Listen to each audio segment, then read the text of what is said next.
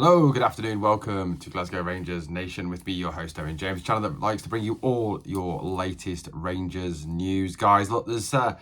Look, nothing official yet. Let's get things in perspective here. This is not official news. It's kind of what is being talked about at this moment in time, and it's coming from Sasha Tovoglieri. Now, Sasha Tovoglieri, for those of you who don't know, very similar in terms of status to Fabrizio Romano, David Ornstein.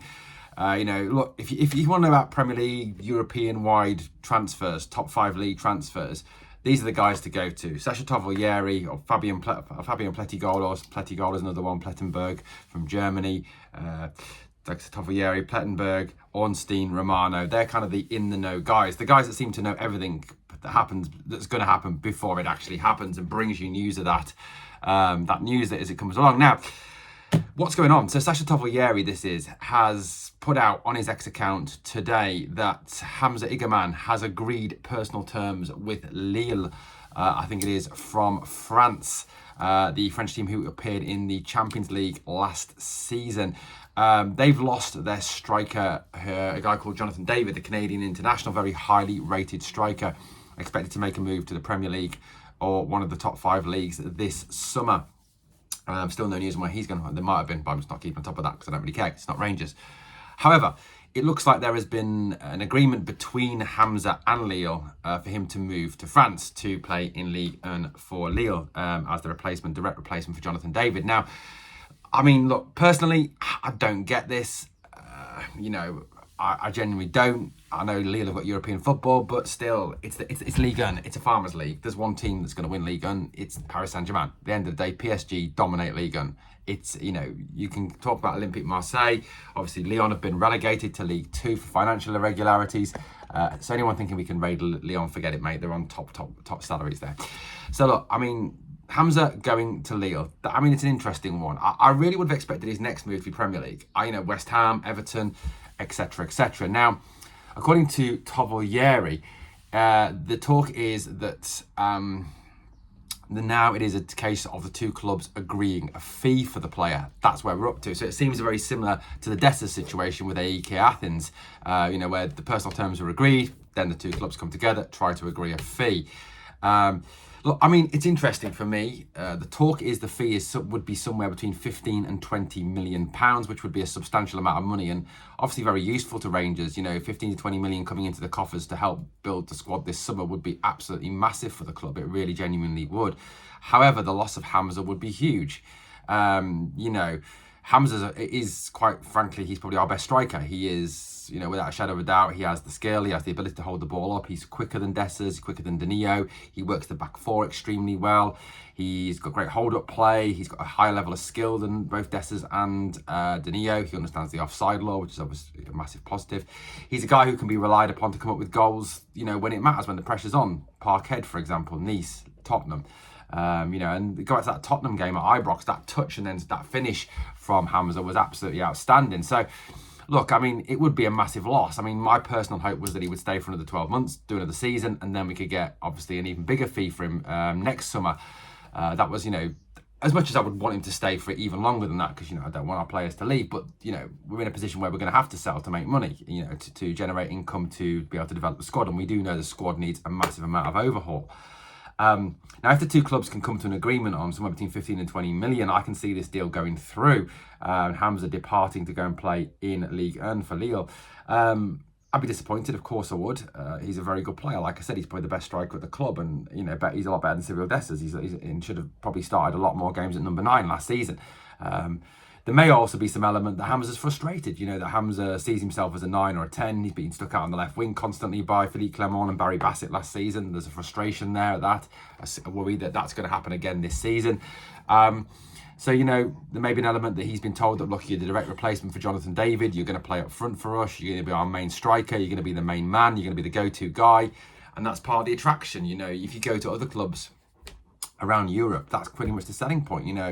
Arsenal, obviously, to Zubimendi, you will be the 6. You'll be the guy who kind of directs things for us. You will be the one of the key pieces in our midfield. That was very much the discussion that Arteta had with Zubimendi by what Fabrizio Romano said. The same with what Arne Slot said to Florian Wirtz, apparently, that there was that he was told you will be the starting 10, you will play 10. which he wasn't guaranteed at Bayern Munich. So, you know, there's an element there that maybe that discussion has also gone on between the player and his agent and the club. Now, it'd be interesting to see how this may impact the Dessers sale. You know, if it is that Hamza is actually going to leave and that Hamza does go, does this mean that the club then decide not to sell Cyril Dessers, which, you know, personally speaking, I think would be a huge, huge mistake. You know, I do.